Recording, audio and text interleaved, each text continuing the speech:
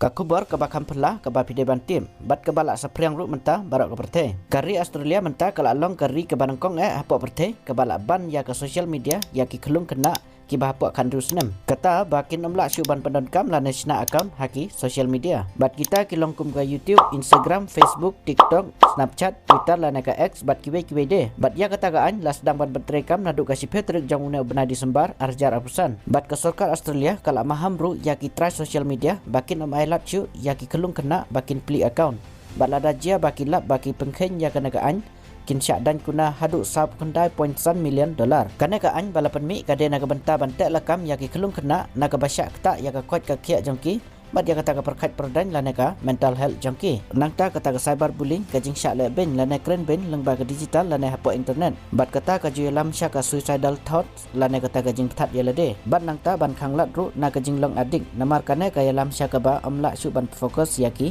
jing pule jongki hanga ya lede ngas ngau ya hapalat ya ka naga an baki lap penmi bat kiwe giri ru kin syim nuksa ya ka naga an bathamai jong ka naga ri Australia kum ka risbidan ru menta kadang ya tai ban wanra kum ka naga balong similar kata ka an ban khang lana restrict yaki social media syaki kelung kena ngaru ngalap bat ngai banaduk bami kini gi reels ki shorts kalak tak sibun yaki samla bat wat yaki balak rang baru hakabakim la syuban fokus yaki kam jongki handre kila syu penset yaka por ban su scroll ban page yaki ki bam don value lana ki ba ajim toy ma pipat pis ngau ya hap nem yaka nagarai ka balapan mi daga naga sokar Australia saya like bat komen hang ne harum bat subscribe ban tip susu kum kini ki information bat ki knowledge sepang kita tang ne pilak ban sengap ya kejing keren jong une prime minister jong kari Australia u Anthony Albanese kai udan bandong ya kenegaan ka baki dang permit thamai. Across Australia, those under 16 are starting their day a little differently,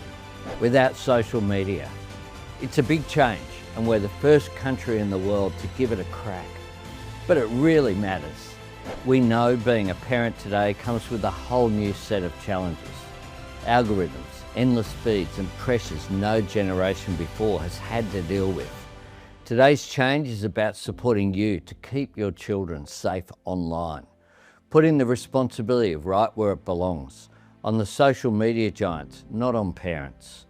By banning social media for those under 16, we're giving children a childhood and parents more peace of mind.